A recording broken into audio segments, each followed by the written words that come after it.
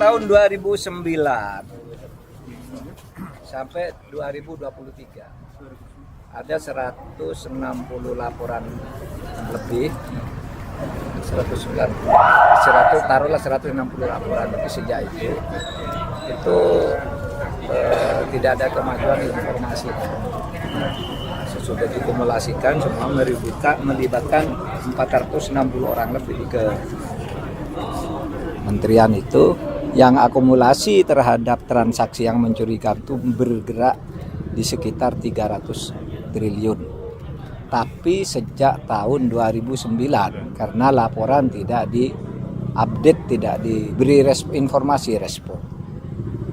Kadangkala respon itu muncul sesudah menjadi kasus, kayak yang Rafael itu jadi kasus selalu dibuka, loh ini sudah dilaporkan dulu kok didemand gitu, baru sekarang bisa.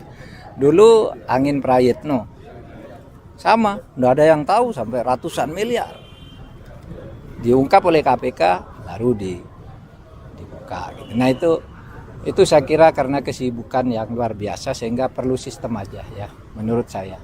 Saya sangat hormat dan salut pada Bu Sri Mulyani yang begitu hebat itu untuk membersihkan itu, sudah lama mengambil tindakan-tindakan cepat, tapi menumpuk sebanyak itu karena bukan Sri Mulyani itu ganti menteri udah 4 kali kalau sejak tahun 2009 tidak bergerak, dan keirjenan baru memberi laporan kalau dipanggil kali, sehingga Pak itu hanya kecil-kecil itu kayaknya tidak ada masalah gitu. Ternyata kalau mau dianggap tidak ada masalah, sekarang ada masalah.